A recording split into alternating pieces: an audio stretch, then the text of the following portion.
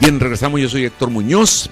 Hoy es viernes, nos acompaña aquí Charo Castro, Tania Muñoz y Fabiola Mesa. Bien, hoy recibimos también, como todos los viernes en la madrugada, al maestro en ciencias Héctor Melesio Cuen Ojeda, presidente del Partido Sinaloense.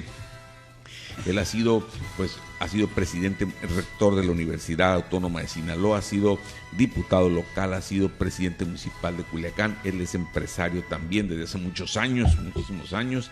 Y bien, pues está aquí con nosotros.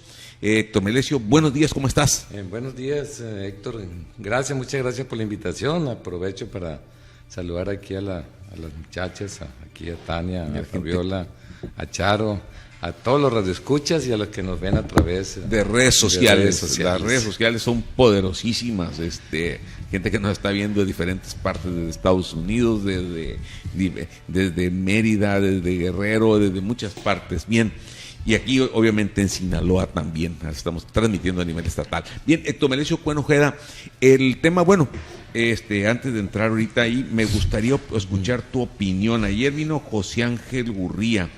Él es el secretario de la Organización para la Cooperación y el Desarrollo Económico, la OCDE, como se conoce por sus siglas.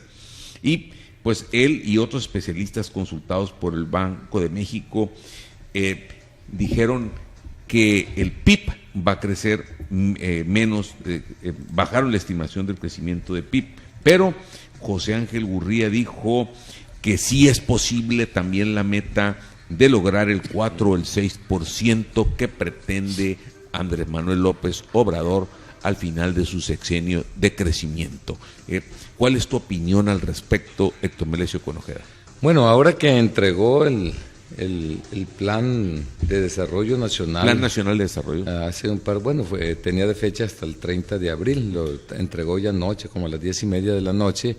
Es interesante, una vez que le da lectura a algunas cuartillas, ver cómo el pronóstico que él tiene para futuro es crecer incluso para el 2024 en un 6%, que promediado con el resto de los años que le toca a él en su gestión, él pretende tener mínimamente un 4% de crecimiento aquí en México del Producto Interno Bruto. Ese es el pronóstico. No está fácil, Héctor. Muy difícil. Es algo súper archirrequete difícil. ¿Por qué? Bueno, estamos viendo en este momento lo que está pasando, estamos viendo que los pronósticos de este año se están haciendo añicos, estamos viendo el arranque lento en este primer trimestre de este año, inclusive bajamos al 1.3% de los pronósticos de crecimiento. Sí, o sea, bajamos definitivamente. Y no es fácil, pero dicen nadie sabe lo que es capaz de hacer hasta que lo intenta, es mucho el trabajo.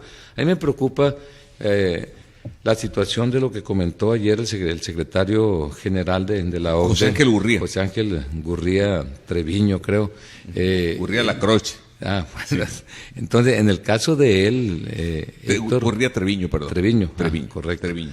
Sí, en el caso de él, el pronóstico de crecimiento lo baja a 1.6 para este año y de 2.3 a 2 para el año 2020.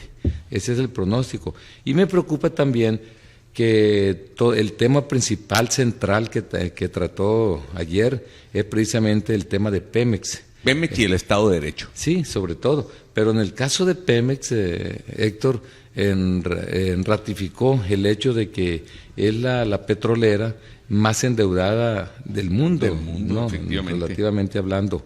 Es la petrolera más endeudada del mundo, un poco más de 106,000 millones de pesos, como en los próximos días tiene que erogar para el puro pago de intereses un poco más de 5,000 millones de dólares y en el año 2020 cerca de 9,000 millones de dólares. Aquí la preocupación es que hace una propuesta de echar mano de una bolsa de reserva de ahorro que tiene México, ¿no? Que es un ahorro que para contingencia, que son alrededor de 300,000 millones de pesos, y en un principio se había dicho que por único apoyo para este año a Pemex, lo había declarado el señor Ursúa, secretario de Hacienda de México, que por único apoyo iban a ser 100,000 millones de pesos. Sin embargo, viene el señor Gurría y recomienda que se utilice todo el recurso económico, alrededor de 15,000 millones de dólares, que son esos casi 300,000 millones de pesos. De tal manera... Para invertir, para Pemex, para la producción, ¿verdad? Sí, pues es pago de intereses prácticamente, así hay que decirlo.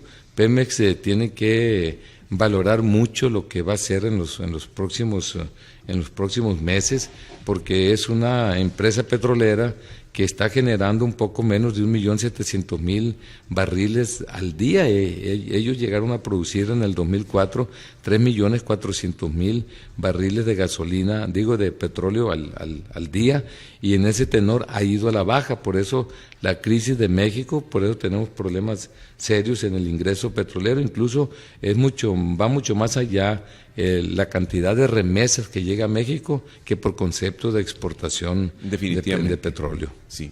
Ahora, en el tema, incluso dice José Ángel Gurría, dice, de Pemex es un riesgo para México y rebaja la perspectiva de crecimiento del país al 2% hasta 1,6% en 2019. Sin embargo, sí dijo que al final del sexenio sí se podría lograr el 4% de crecimiento. Del crecimiento. Ese es un estímulo, sí. De una u otra manera, sí. Es un estímulo de una u otra forma. Y en ese tenor, allá va Sergio Jacobo, ¿no? Sí, Sergio Jacobo lo saludamos. A Sergio Jacobo. Un abrazo para él. Sí, el comentario que él hace es estimulante, pero espero que no sea únicamente para darnos coba. Aquí el problema, Héctor, es el cómo. Es el cómo, y está en chino. Está haciendo una derrama en este momento el gobierno federal como consecuencia del apoyo a programas sociales, que yo no estoy en contra de ello, pero va entre 300 y 500,000 millones de pesos la derrama para programas sociales aquí en México. El problema es de dónde van a salir. La proyección que se hace. El día de ayer, de repente, se acusó al gobierno federal de parte de Hacienda que había habido un subejercicio.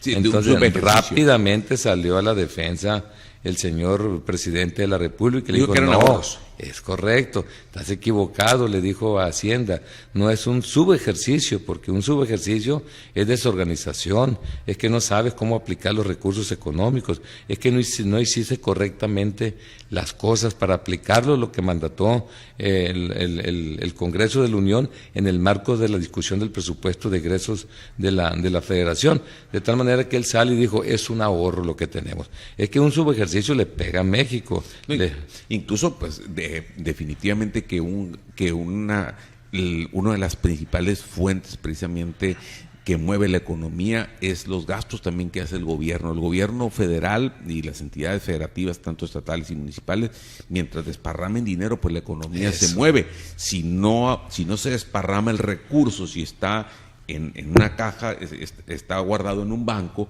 pues no se mueve la economía, no hay crecimiento y no hay consumo, entonces, y es un círculo vicioso, sí. Y hay círculos virtuosos. Y es parte de lo que está pasando en este momento en México, y habría que esperar ya el estudio definitivo del Plan Nacional de Desarrollo que acaba de presentar el señor presidente de la República, en donde aquí lo que resalta más definitivamente es ese crecimiento promedio del 4%. Imagínate lo que tenemos que crecer después del 2020, si en este momento la OCDE ya tiene un pronóstico de 1.6% de crecimiento para el 2019 y el 2% para el 2020. Entonces, para un promedio del 4%, pues nos tenemos que ir al 5, 6, 7% en los próximos años para poder lograrlo. No está nada fácil, pero pues que agarró fácil este señor presidente de la República, encontró un país pues bien amolado. Muy endeudado. En todos los sentidos, bien amolado, con problemas de violencia, de desigualdad social, de pobreza. La deuda la deuda pública que está llegando casi a los 11 billones de pesos en este momento. Ayer leía en la prensa nacional que estamos teniendo un endeudamiento diario, el incremento de lo que es la deuda pública de México de un poco más de 2.200 millones de pesos al día, eso es lo que está creciendo. Entonces, aquí el problema es el cómo vamos a salir de este problema, porque pagar más de 720 mil millones de pesos de intereses por la deuda pública para este año, que es el 2019, es no utilizar ese recurso para cuestiones o renglones de beneficio para México, como echar a andar proyectos productivos, hospitales, escuelas, ciencia y tecnología, medicamentos, sociales, como tú lo dijiste, medicamentos que ahorita que no faltando, hay, pues no están hay. Los retrovirales, no hay en este momento, eso es gravísimo aquí en México, precisamente por lo que significa, porque es una afectación a la salud de miles y miles de gente. Que mucha gente puede morir precisamente por falta de medicamentos. Bien, nos acompaña Héctor Melesio Cuen Ojeda en la entrevista. Él nos hacía precisamente su análisis sobre el tema del crecimiento económico del país, sobre todo ayer que vino José Ángel Gurría. Él es el secretario general de la OCDE, de la Organización para la Cooperación y Desarrollo Económico, y precisamente, decía que México, pues, rebajaba el crecimiento de México en este año a 1,6%, pero que para el final del sexenio López Obrador sí podría lograr el 4%, si se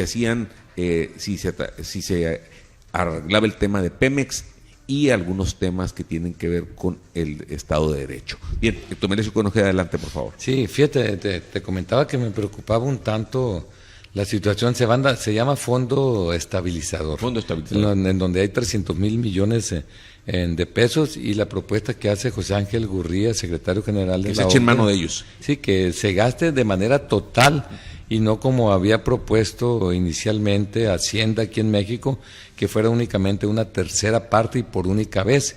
Significa que estamos echando ya mano de los ahorros que tiene México durante muchos años. Hace unos días también en el caso del ISSSTE se habló que tiene un recurso de cerca de 190,000 millones de pesos y se está haciendo la propuesta de que se utilice para infraestructura y para la compra de medicamentos.